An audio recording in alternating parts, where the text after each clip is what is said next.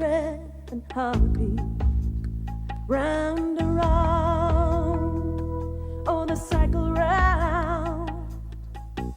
Say, symmetry, you say. La la la la la la la la la la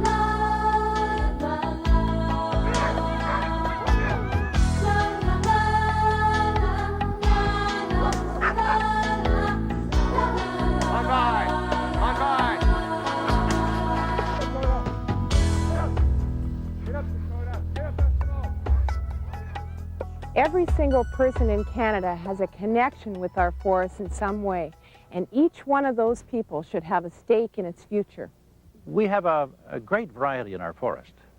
Only half of our forest is suitable for commercial use. The other half will never be touched. I think there are a lot of misconceptions out there that the forest industry can go into the woods, cut anywhere we want, build roads wherever we want, and not reforest the areas that we cut over. This simply is not true. But a forest is far more than fiber. It is a vibrant, living community of plants and animals. And I'm a zoologist. Sure, I love the trees, but they're a home for the creatures that I'm really interested in. My way of seeing this is we have to work with the forest, to work for it, and to protect it. Okay? We want the forest to produce some wood, and also to maintain all the habitats we have. So like as a forester, we have to find ways to do it. In the past, we certainly haven't been concerned enough with the rest of creation, animal life, insects, you name it. We have to reorient ourselves and come to a better understanding of how important they are in the whole system. And without them, perhaps we wouldn't be able to live either. And even if we were, life would be so much poorer. And we do have the opportunity to pass a pristine forest condition on to the next generation, at least a portion of it. And that is the role of the people that work in the business that I'm in, to pass on a forest resource that they can enjoy as we have. It's the idea of sustainable development. The idea is to live with the land, not from the land. I'm Jack McGaw. This is a story that's moved people to tears. Since the forest is as important to the economy as it is to life itself, it's easy to see how one person's harvest can be another person's heartbreak. But in this hour, you're going to meet some people who have experienced the forest, who understand its importance to the economy, to the environment, and to the future of this living world.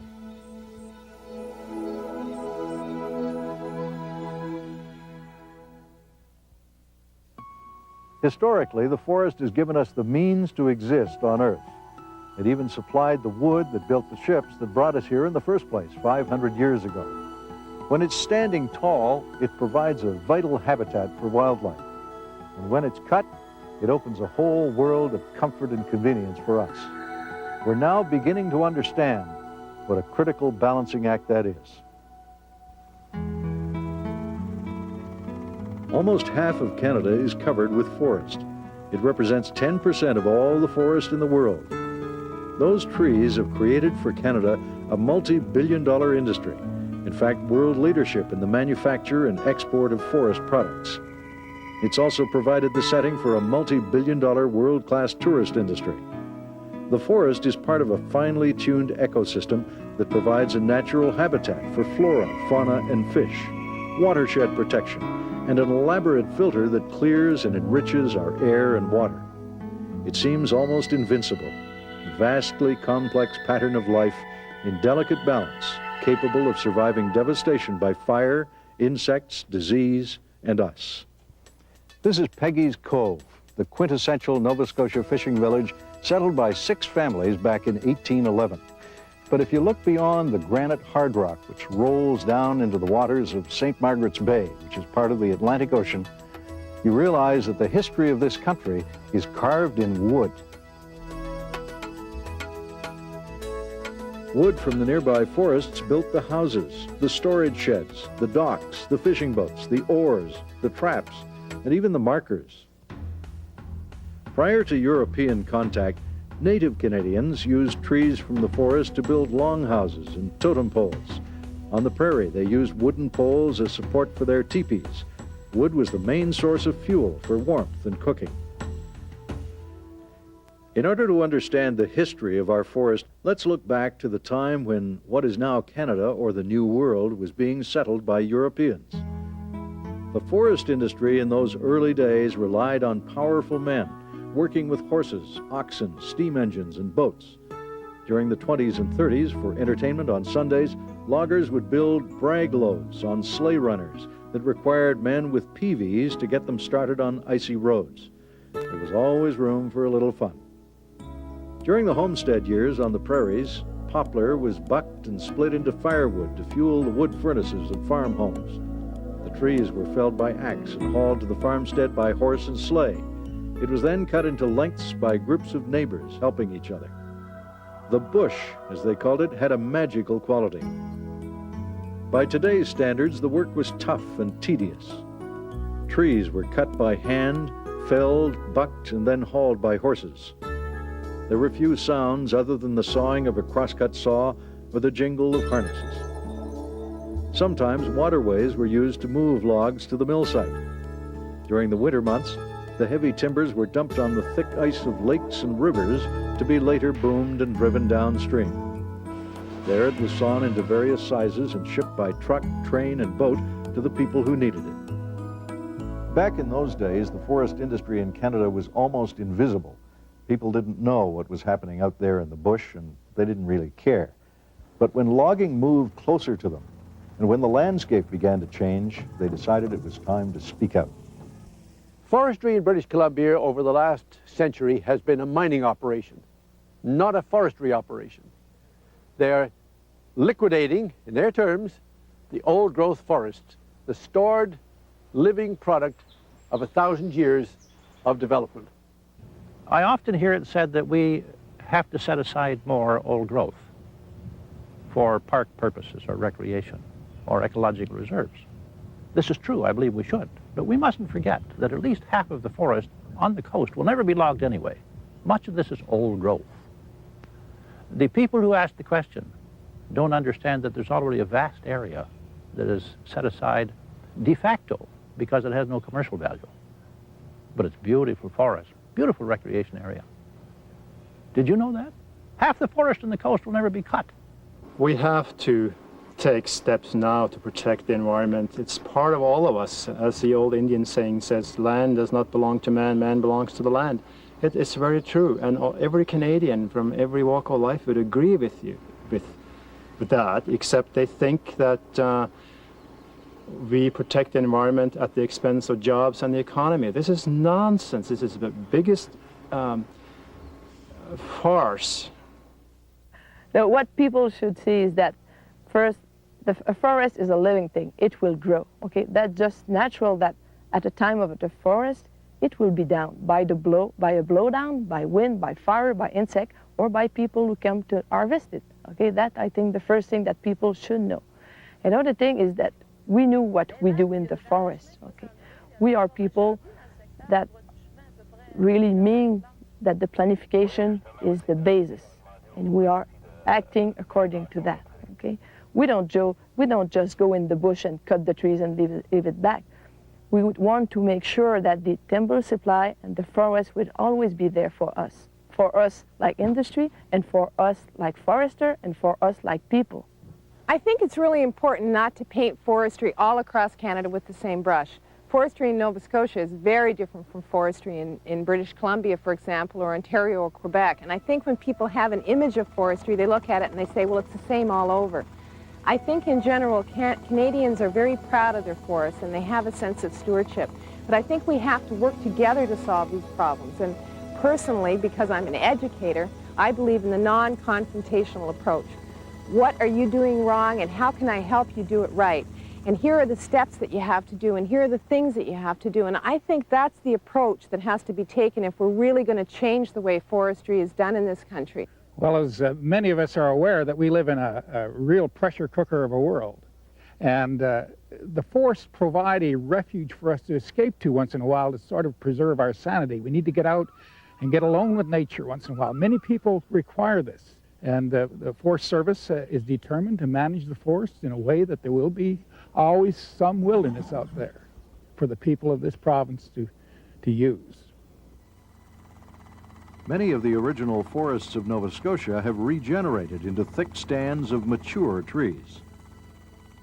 The forests here have been cut for over 300 years. In fact, much of the forest that you're looking at now has already been cleared 3 times. In 1900 in Nova Scotia, there was 3 times as much cleared land as there is here today. And that land was cleared for agriculture, it was cleared for forestry, and you'll see rock piles, in fact, all over the countryside that was originally cleared off this land. And the other thing about forestry in Nova Scotia is that when that land was cleared, the very best trees were taken. The very tallest and the best pines were taken for ship masts, for example. And what happened then was something which they call high grading, which is a fancy way of saying that you take the biggest and the best trees out and you leave poorer trees to create seed for the future trees. So the forests of today are not virgin forests in Nova Scotia. There are very few number of stands left that have never been cut. Are we performing a responsible role as stewards of the land? And is the forest industry and government listening to our demands? With more public input, forest managers are accepting their responsibilities to accommodate multiple use, such as ski resorts, cattle grazing leases, and wildlife habitats. They realize that some resort areas may be sensitive to noise pollution from logging operations, and they may suffer from the alterations to the landscape by harvesting and by transportation of logs. Riparian areas and wildlife corridors are now typically part of the harvesting design. Environmentalists are vitally concerned about the destruction of old-growth forest. They insist that examples of these natural treasures must be preserved in all our forest management plans. To understand what I'm talking about and what so many of the conservationists are talking about, you really have to experience one of these absolutely magnificent old-growth forests. But when you stand alongside a tree that takes 13 people, arm tip to hand tip, to go around it, and think that that tree was quite a substantial tree when Columbus landed on the east coast of North America. And if you just then sit and think about all the things that tree could have seen, the whole evolution of man and his society along this coast took place since those trees grew. They're special places, quite apart from all the things that live in them. One of the old forest giants falls down, and within a matter of years, 2 or 3 years, it's totally covered with moss. And this beautiful green carpet of moss just sweeps over everything. Those are found almost nowhere else in the world. They're treasures.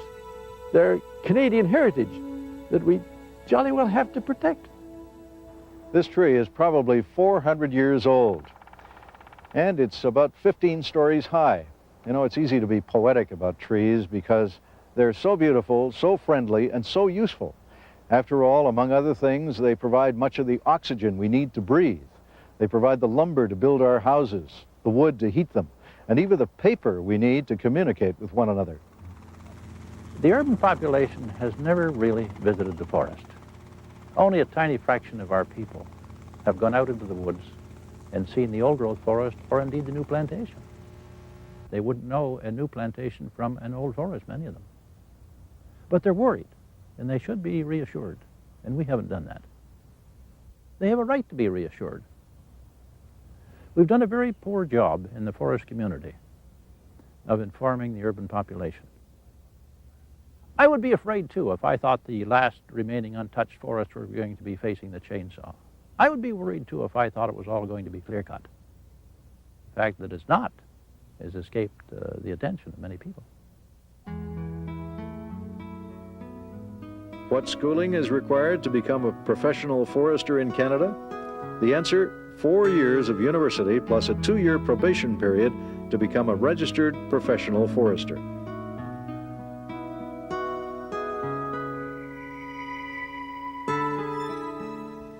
Now, who controls what happens in our forests? Well, we haven't got much say over the 20% that's privately owned, but the rest, 80%, is Crown land administered by our provincial governments. And as stewards of our forests, they can be pretty demanding. Crown-owned forests are offered for harvest through negotiation with industry. It's the responsibility of the province to determine which areas will be allocated for timber harvesting and which areas will be considered for non-timber values, such as wildlife, fisheries, tourism, and energy.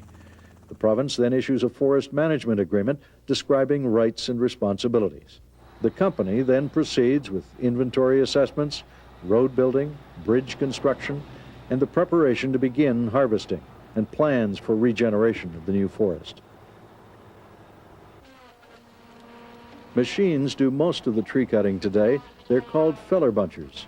This feller buncher is capable of harvesting 3,000 trees per day.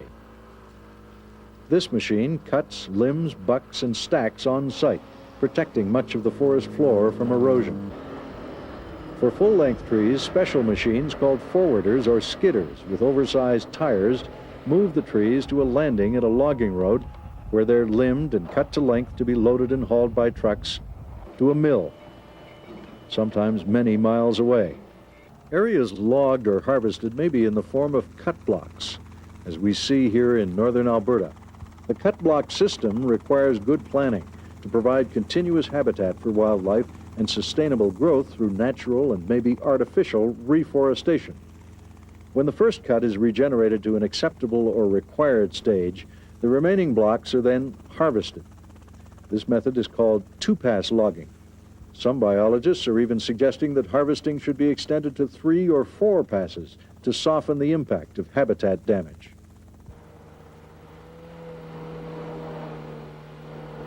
In most provinces, companies are not permitted by law to harvest more timber than the remaining and new forest can produce in a year.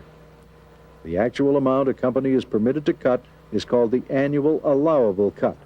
In Quebec and Alberta, a system called advanced growth protection is being employed by some companies. Forester Francine Dorian explains. The more common harvesting method we use over here is the harvesting with protection of the advanced growth. The method is quite simple. The feller buncher and the skidder always use the same trail. So you can see the trail, and between the two trails, there are all these advanced growth that have been protected. That is our future stand. Many communities in Canada depend on the forest industry. Income from these mills helps keep the local, regional, and provincial economy active and stable. Schools, hospitals, and businesses all depend on continuing income from the forest, either directly or indirectly. Not only is income generated from the sale of wood products, but from the manufacture and servicing of equipment that's required to harvest and process the products. Pulp mills and sawmills process the raw materials from the forest. At this mill at Grand Prairie, Alberta, timber is gathered during the winter months, when trucks have access to remote areas during freeze-up. The choice or larger timber is used for lumber. The rest is used for pulp. This mill, like many others in Canada, utilizes waste wood and sawdust to produce power to run their operation, and may even supply electricity to neighboring towns. In Canada, our wood products include everything from chopsticks to power poles. To give you some idea of what the forestry industry means to Canada's economy, here are some interesting statistics. 729,000 Canadians work either directly or indirectly in the forest industry. 350 Canadian communities are almost solely dependent on forestry. In 1991, forestry contributed $17.3 billion to Canada's balance of trade, which is more than agriculture, fishing, mining, and energy combined. Yes, that's right, more than agriculture, fishing, mining, and energy combined. Fully half the Canadian landscape is covered by forests, and these forests are as diverse as they are extensive. The total value of shipments in 1990 was $46.9 billion, with $9.9 billion in wages and salaries. But it's not only the big mills that contribute to national wealth, it's the small and medium-sized mills across Canada that specialize in everything from mine pit props in Nova Scotia to fence posts in Alberta. The private woodlot sector is an important source of wood in rural areas, contributing extra income to local residents, as well as providing for their own wood needs and that of their neighbors. This mill is located in Quebec City. Tons of pulpwood are shipped in by barge and stored for processing. This mill also buys used paper to be recycled for further use. Canada also imports up to 650,000 tons of waste paper per year for recycling. This figure is actually only 1/3 of the 1.8 million tons we recycle each year. 43% less energy is needed to recycle paper than to process raw wood fiber. The average Canadian consumes 250 kilograms of paper and paper board each year, or an equal amount of paper in a 100-foot spruce tree. Canada provides 31% of world production of newsprint. New legislation in some American states requires newsprint to contain up to 40% recycled paper. Sounds like a great idea, but what about the cost of shipping it back to Canada and the energy consumed in the process? And how does Canada dispose of the effluent from the de-inking process? And who pays the cost of remodeling Canada's pulp and paper plants? Well, questions like these will continue to challenge the pulp and paper industry during the 1990s. If 80-year-old trees are the granddaddies of the forest industry, then these are the children. They're Christmas trees that mature in about 12 years. And the locals will tell you they grow best here on the south shore of Nova Scotia, which is the balsam fir Christmas tree capital of the world. And the local among locals is Jack Wenzel, president of the Lunenburg County Christmas Tree Producers Association. This whole area here has grown up the species of balsam fir, which is the type of tree that we export from Nova Scotia in the Christmas tree market. And after the clear-cut operation that took place 14 years ago, you can see that we have a real good natural regeneration of this particular type of tree. When you're in a room at Christmas time and you have a balsam fir for a Christmas tree, you'll know it's Christmas time just by that aroma. Question: what percentage of the trees of the world are harvested for fuel? The answer is about 50%, a figure that rises to 91% in India and falls to 22% in the United States. You're in the middle of 25 hectares or more than 60 acres of clear-cut forest here in coastal British Columbia.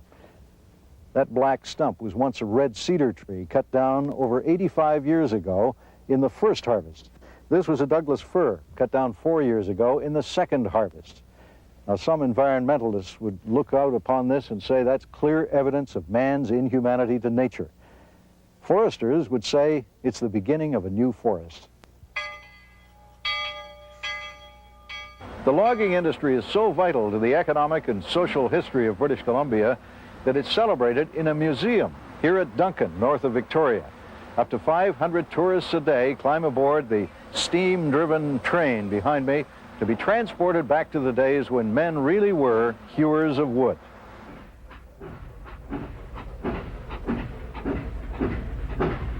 In the face of adversity from man, insects, and fires, it's a wonder any of Canada's forests have had a chance to grow old. In fact, fires were so extensive across Canada in the late 1800s that a man in London, England, was quoted as saying, "One has difficulty reading a newspaper because of the thick smoke from the forest fires in Canada." In 1991, Canada harvested about 860,000 hectares of forest. In the same year, about 1.5 million hectares were burned, and another 34 million were defoliated by insects. Canada is a world leader in forest management practices. One area is our ability to control fire. In Hinton, Alberta, the Alberta Forest Technology School trains firefighters using simulators. Through the use of laser disc technology, real life and death situations can be created to prepare trainees for a major fire. In Quebec, this computer at Maniwaki records lightning strikes, the major cause of forest fires, and then gives detection planes locations that could develop into forest fires. In most provinces, bird dog spotters, helicopters with rappelling crews, water bombers, and ground crews are ready for action with the same precision and discipline as a military operation. On the ground, firefighters know the seriousness of a real fire. Ron Thibodeau is a firefighter at Hinton, Alberta. when you have a forest fire, if it comes close to a town, there's usually evacuations involved. It's a danger to the public and the habitat. It burns everything in its path. Yeah, I've had to kill a deer that was half burnt once, and it was screaming like a human being would scream, and its eyes were rolling around its head. And it was suffering. It would have never made it, so it had to be put out of its misery. A crown fire is one of the worst you can have. That's where the fire's rolling up in the treetops, and it's being blown along by the wind, and it's really boiling. You'll have fireballs 200 feet above the tree line. It's like a big locomotive bearing down on you. There's falling trees all over, and sparks flying. The needles and on both the spruce and the pines will create their own gases, and very dangerous. Some fires are set on purpose. They're called prescribed burns, and they use fire as a tool. In Alberta, the Rocky Mountain Elk Foundation, a private organization, is working with the Provincial Fish and Wildlife Division to create habitat for elk and other species of wildlife through the use of prescribed fires. Lyle Dorey, Executive Director, explains from Rocky Mountain House, Alberta. A prescribed burn is a controlled fire, if you will. It's our closest way of emulating Mother Nature in rejuvenating fresh range. It gets rid of the decadent old growth timber that ungulates do not eat in particular, and it encourages the new growth of willow, new poplar, grass, forbs that game animals would normally eat.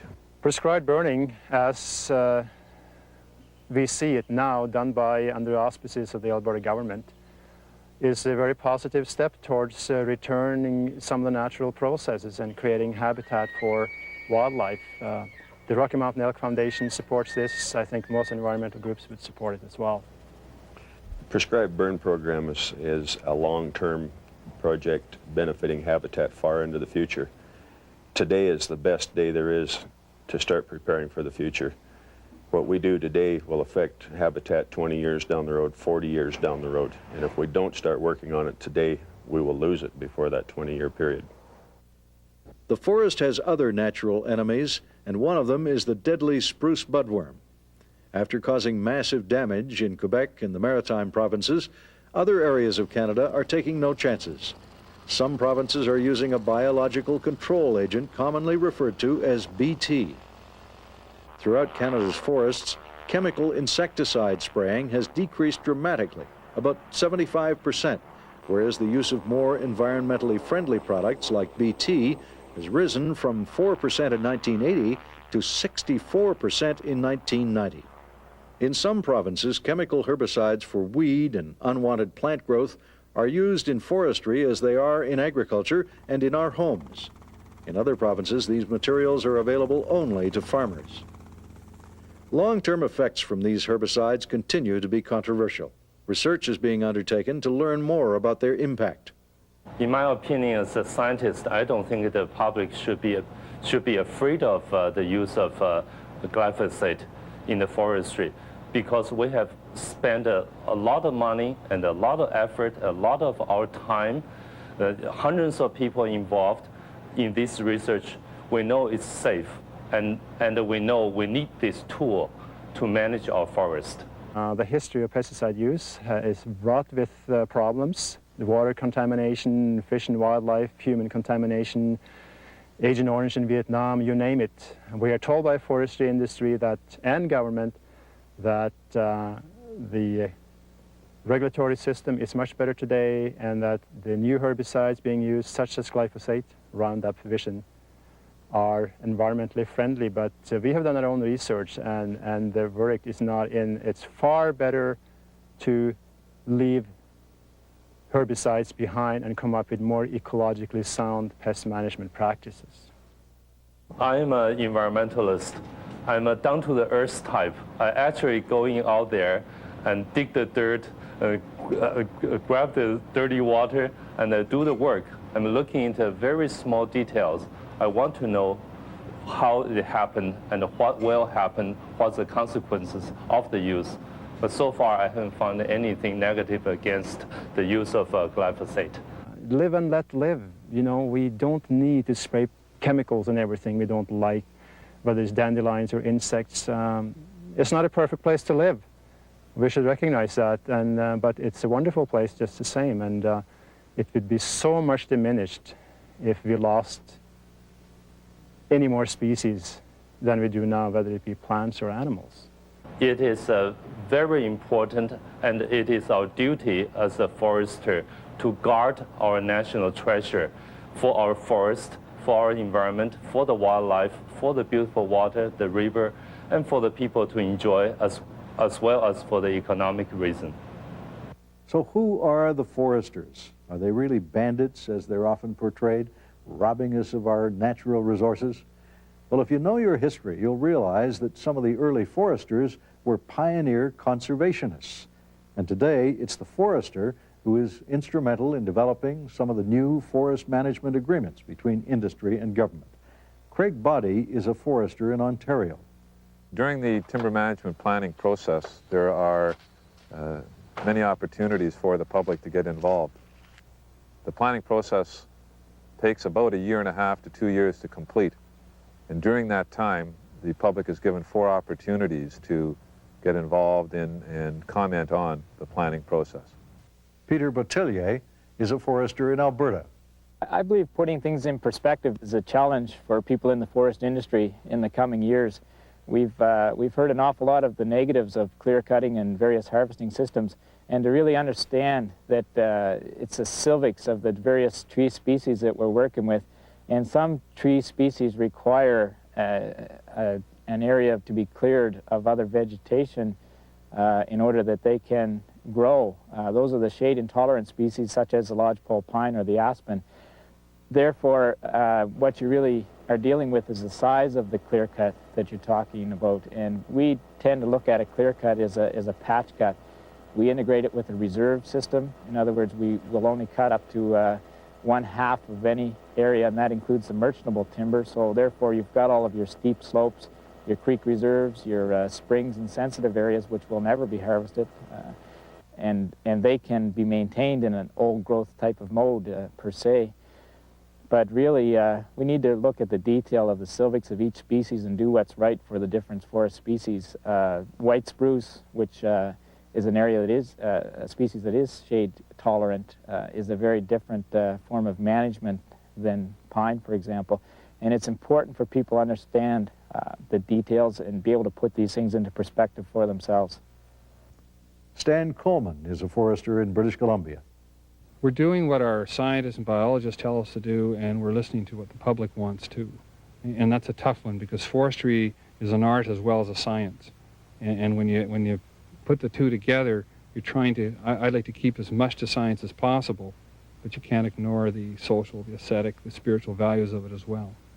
Stan, you're a forester, a graduate forestry management scientist, can I say? How would you describe yourself? I'm a forester. I've been a dirt forester in my part-time in my career, out planting trees, making sure the crop's going back, and now I spend a lot more time interfacing or talking to the public, working on the overall plan. My career has changed from spending a lot of time in the woods to more time in the urban areas talking to people as well as on television, TV, because forestry has become communication out to the public as well as growing trees. Forestry is developing state-of-the-art technology in harvesting, genetics, and silviculture, which is the science of growing trees. And in each of those fields, there are strict rules governing the behavior of companies and individuals. The uniqueness of forest care in Alberta is it exemplifies the fact that talk is no longer good enough. Actions have to be taken with regards to things like the environment. And forest care looks at a process where industry supports progressiveness in all aspects of its operations throughout the province. It's one where it looks after things like land base, forest management, communications to the public, environmental standards, those type of things. And it exemplifies the action standard, not words. And as I mentioned earlier, the days of talk and no action are long over. And the companies now recognize this, and there's a new attitude out there where they feel they have to get on board and promote the right expertise and promote the right attitude to looking after our environment. under the theme of sustainable development. I think forestry has always been a tough business. It's a very hard business. It's very demanding. You're out in the woods, there's bugs, it's hot, you've got machinery. I mean, back in the pioneer days, it must have been absolutely grueling. Now, of course, machinery's made it easier, but the people who work in the forests of this country do hard work. However, I think most of the people that I've met who work in the woods really enjoy the woods. Most of them have worked in the woods all their lives. Their fathers worked in the woods, their grandfathers worked in the woods. They fish, they hunt, they take their kids to the woods, they enjoy the woods. And it's interesting to me that those are the very people who are being accused of destroying the woods. And yet when you talk to a contractor or you talk to somebody who works in the woods, the first thing he'll say to you is, I want to do a good job. And here's where we're not getting the right message across, because we're not helping that guy or that woman do a good job. We're not going to that person and saying, here are the tools that you need in order to do a good job. Forestry has made some mistakes. I think historically, if you look at perhaps the cut and run philosophy, that was one that was employed at the turn of the century throughout Canada. People didn't know any better. The forest went on forever, and that was a problem. And like is true in a lot of other arenas, like medicine and so on, we learn. And we've learned. And the 90s, I think, are the age of doing the right thing. Not only because the public's on our backs, but at the same time, our own representatives are on our backs, where the foresters and our own employees are saying, we want to do the right thing, and we want to be employed by companies who are doing the right thing. Did you know Canada planted nearly 1 billion trees in 1991? That's because during the past 10 to 15 years, there's been a dramatic increase in the expenditures by both government and industry on silviculture programs and reforestation. This forest nursery near Smoky Lake, Alberta, grows over 30 million seedlings per year. Silviculture, the practice of growing and tending forests, has become big business in re-establishing forest cutovers. Currently, it's estimated that over 80% of cutover forests are regenerating promptly, either naturally or artificially, a rise of 22% from the early 1970s. It is today's silviculture programs that will affect the timber supply in future years. Reforestation in Canada and the establishment of a new forest is a 60 to 120-year process, unlike agriculture, where a farmer can grow and harvest a crop in 60 to 90 days. How does reforestation work? Well, just as there are different climate, soil, and topographical conditions across Canada, so must there be different prescriptions or ways to manage the variety of native tree species. Marie Rauter is a forester in Ontario. What we have here are 3 different stages in the life history of jack pine. Right in front of us is an area that has been recently disturbed. It happens to have been harvested. And then the soil has been site prepared to get down to the mineral soil so that we have been able to plant jack pine. And these jack pine seedlings are the initial stages of the new forest. In the middle ground, we have some jack pine that is between 15 and 20 years old, some of it planted, some of it seeded, and that resulted from a harvest back in the early to mid-70s. Off to our left is a mature stand of jack pine, and that mature stand resulted from a disturbance probably about 70 or 80 years ago, and that disturbance would have been fire. In a species like jack pine needs disturbance to seed in and start the new forest. And what we're looking at here is the forest floor of the mature stand, and you'll notice that you're not going to see any jack pine here. And that's because the characteristics of this species are that they need some disturbance, and that disturbance can either be fire or some blowdown or artificial disturbance and some planned disturbance where man comes in and harvests the stand of trees and then mixes up the soil a little bit and gets down to that mineral soil in order that the new stand can start. Also, in terms of jack pine has a particular characteristic that is adapted to fire. And the cones that are on jack pine trees remain on the tree for many, many years, and they don't open unless they are exposed to extreme heat. And this is jack pine's way of protecting itself and ensuring that it will be renewed through the next generation. Through the central part of Ontario, we have frequent fires. The fires occur every 50, 60 years. And so the way jack pine has protected itself is it has cones, and these cones will remain on the tree for 5, 6, 10 years. And when that fire comes through, they will be there to be able to start that next generation. So the fire comes through, the cones open, the seed drops, and the new stand begins.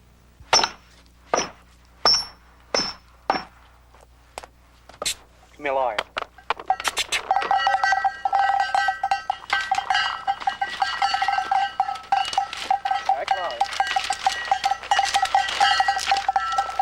Technology of taking out a forest has totally changed.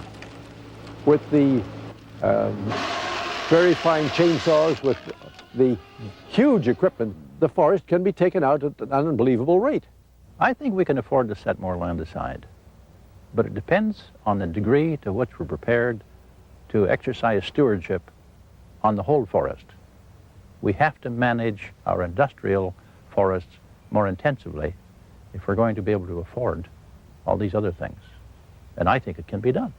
10% of the world's forests are located right here in Canada. That means that we have a tremendous responsibility to manage our forests in a sustainable manner. Now, how do we do that? Well, in the past, I think people perceived that governments and industry were operating on their own. They set the ground rules, they decided what could be harvested, where it could be harvested, and how it could be harvested. But that's not the way that we do business today. The way we do business today is involving the public.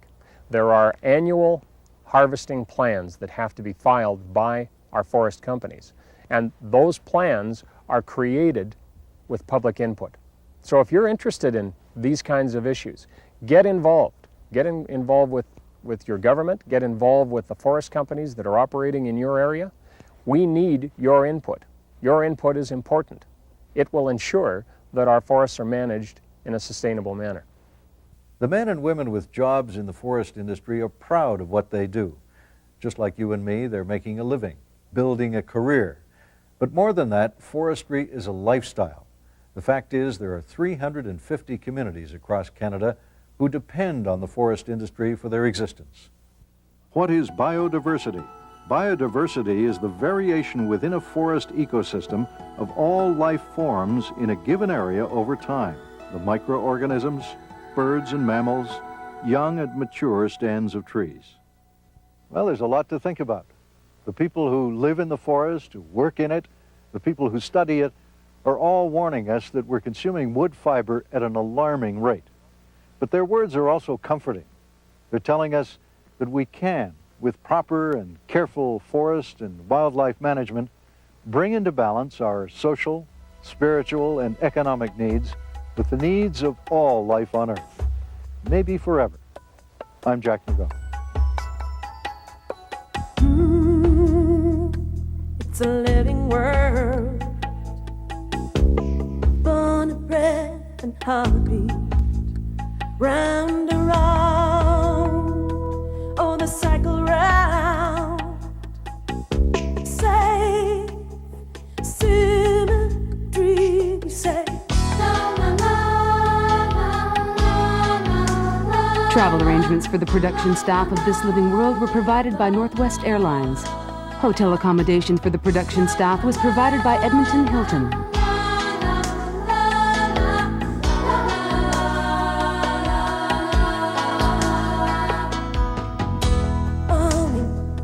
To the eating bird, baby's born to wonder.